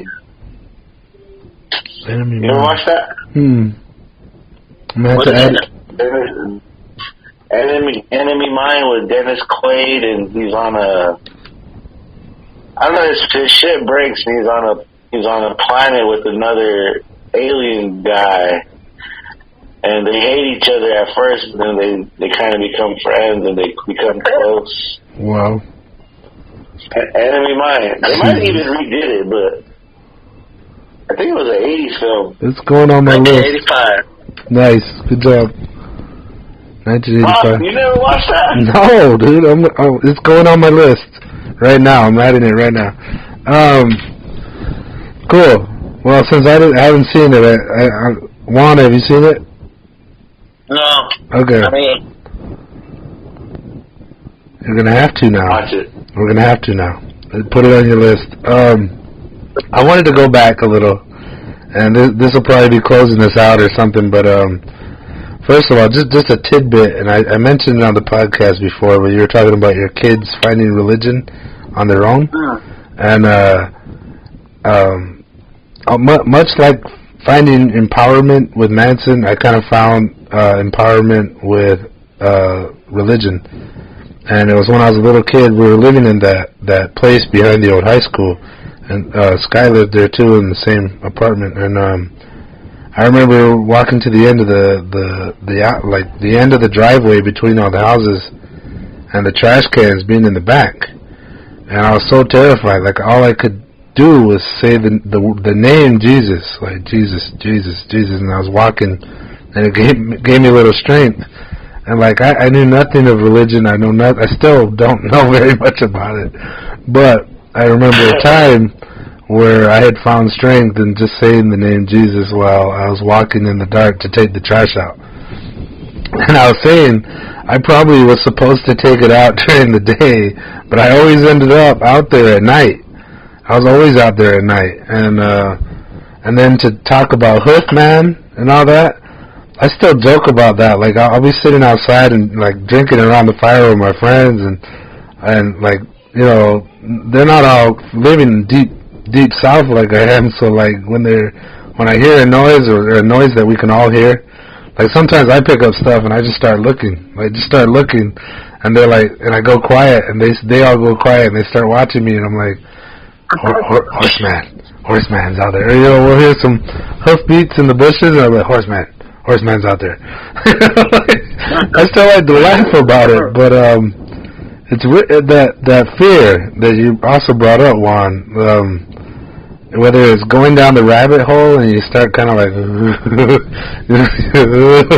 you start getting that, like, you start, you know, I'll start looking over my shoulder, you know, I'll be like, I'll be watching some videos, and like, the ones I watch now, like, they get me, and I'll start, like, we got this, like, addition that we added to the house, you saw it, this giant room outside of my bedroom, where they turned my window, which used to be the outside of our house, into a doorway, and those doors are all flimsy, and I always hear shit out there, like in that room, and when I'm going down the rabbit hole, I start kind of peeking behind the curtain, like looking at this door, because there's another door right next to mine, like right in this room, and it's another flimsy ass door. So, and there's glass from top to bottom.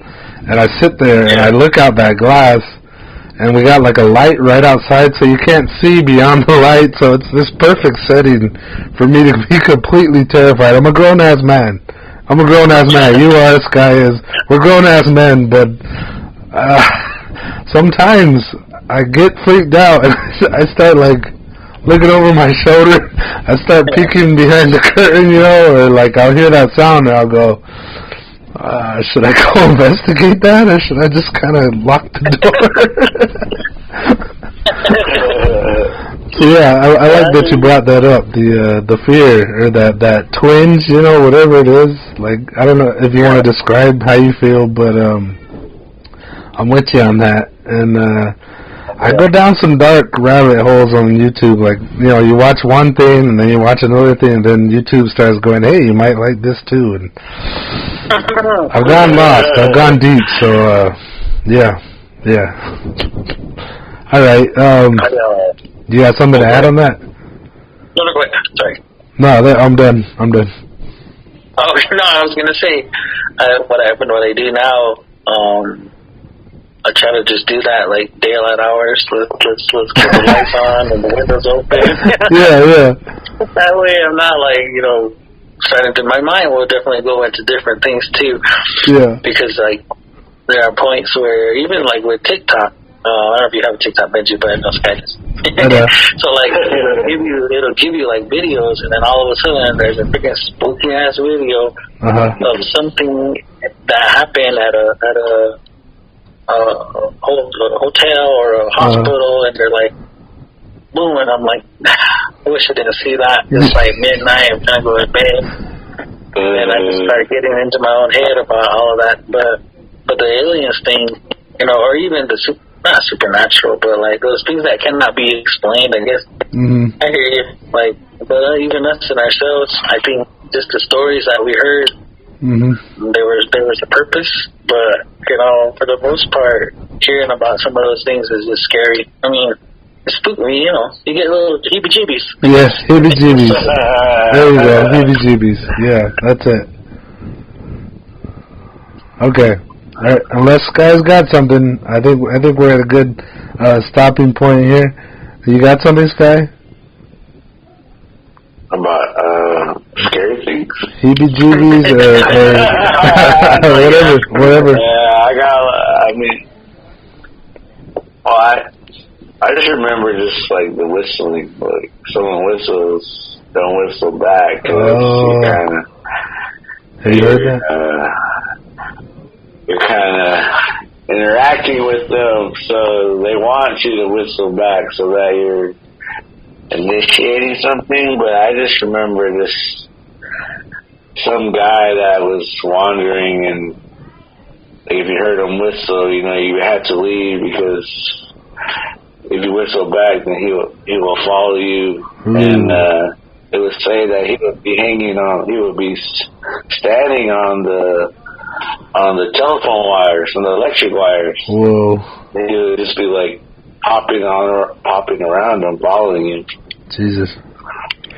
I still do it. Sorry, I don't know. No, I don't know. That always scared the shit out of me, just thinking of a guy standing on a telephone pole just watching you, following you, jumping on the next one. Now I'm going to be thinking about that tonight. There's a guy on a wire outside my house. There's a telephone wire that goes right over our land right here, like right here. Why'd you say that right before we got off? I gotta go check something in my yard real quick. I'll be right back. Oh my God. Okay. No, let's end on a happy note. Yeah, so I don't gotta be scared tonight. Something happy. So, Juan, you got any, final words to say to the nation, or maybe to the district, or anybody who's listening? You got anything to say? Some final words? Yeah, no. I appreciate you presenting to me some different ways of thinking about things. Mm-hmm. I mean, I try to be as optimistic as possible, but it can seem doom and gloom. Mm-hmm. But I think right here where you talked about just having conversations with people, and it's kind of why I wanted to do a Zoom call as opposed to just a call. Oh, yeah. So we could see each other, kind of interact, and kind of build off of each other's energy. Mm-hmm. And so I just want to say that ultimately, I think, we're going to be all right. And, man, I know that people are suffering. I know that people are not doing well. However, generally speaking, it has to get better. We got to start thinking about where we're going to go from here, mm-hmm. and stop kind of shooting ourselves in the feet. Mostly. And enjoy some time, with each other, and not feel guilty about enjoying time with each other. Mm-hmm. I don't know if you mind me sharing, Benji, but the reason we're doing a call and not in person is because you felt like you were a little bit ill and didn't want to. Yeah, I was coughing. So, and that's okay. We're okay. We can work around that. Yeah. I think being mindful like that is just showing again where we are as a society, as a people, that we know that this thing is here, but we know how to work around and do what we need to do to get what needs to be done. Yeah. Overly honored to be here with you guys, to hear you, to have any conversations about anything. Yeah. I'm eager to share what I can, when I can. One of the things I wanted to end with is on a lighter note. I know that some of the conversations we were having about teachers and my other job as a school board member is fulfilling, and it's terrible, but only because as a school board member, you have to make decisions that some people don't like and some people are upset with, or things that maybe don't go the right way. But I got into it because of the reasons that we've expressed here. Trying to make something trying to leave something better than the way that we found it or saw it. Trying to initiate different types of programs and wellness and goodness and stuff like that. Yeah. This year I'll be up for re-election for the school board. Mm-hmm. I want to start to collect some signatures for a petition to put my name on the ballot. Mm-hmm. So I'm announcing that now. I haven't announced that anywhere else or said anything to anyone other than we're family here and my kids. But cool. I do want to serve the community again in that capacity. I want to continue to try and do as much as I can. I ultimately the main purpose for our kids, for our students, is there. This pandemic just really threw a curveball to a lot of what, probably could have happened school years. But, I think we'll be able to get past some of it. Mm-hmm. Like you said, long-term light at the end of the tunnel whenever that happens.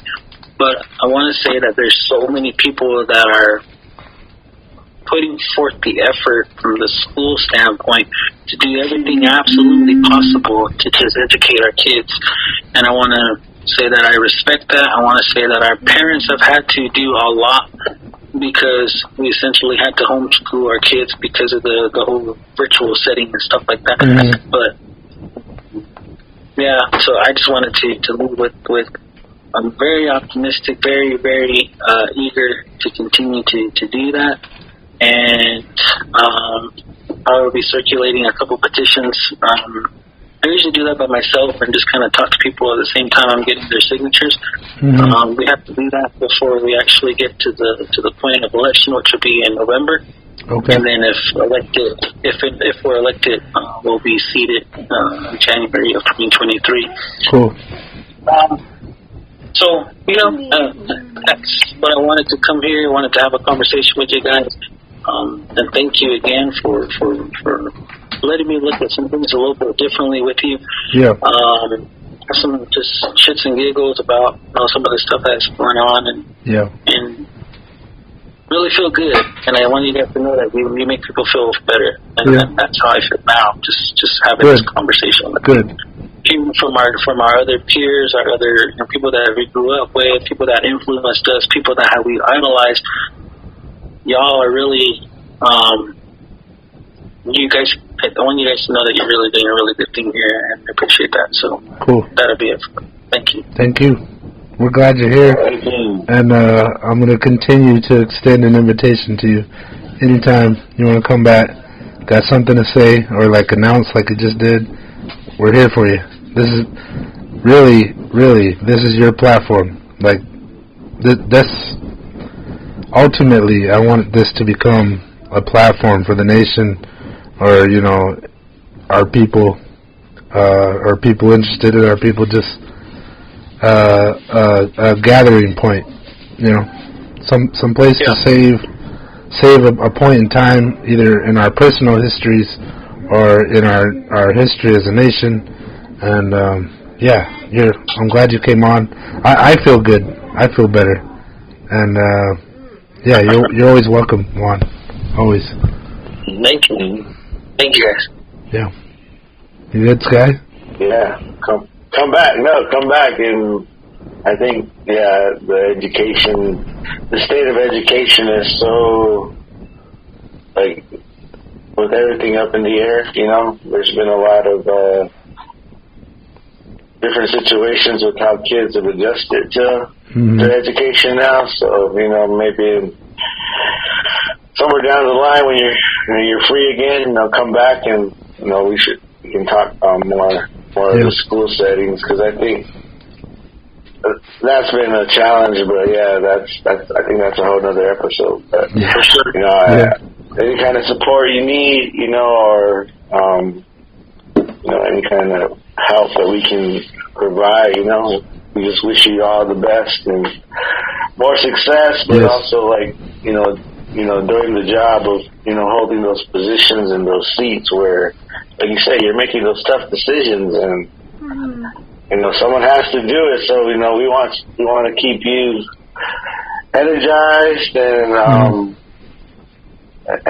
just all positive because, I think that's the one thing that we can all kind of agree on is the positivity is going to keep this ball rolling. So, whatever direction you guys are going or whoever's listening, it does take some, engagement with yourself was I know we've been in a challenge, but what more can we do? So, you're out there doing it, and man, I'm glad we got to talk today, and look forward to more conversations because there's never enough time. And to add to that, one last thing, we're proud of you too, Juan. You're of our generation, and you've got these positions. They're really important, and I'm glad it's you. I said that the last time. I'm glad it's you out there doing it because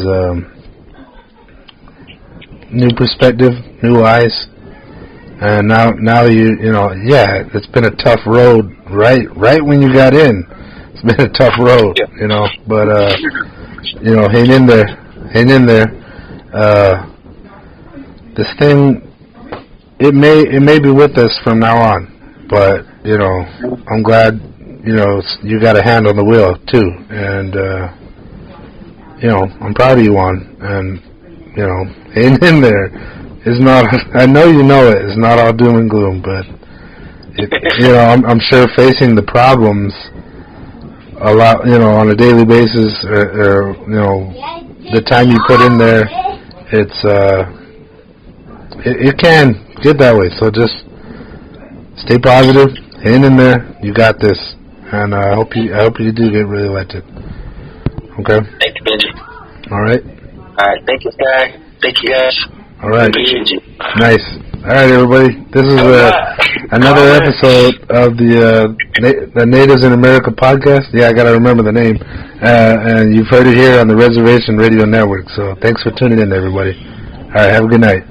Peace. Peace. Later. Yeah, you got it.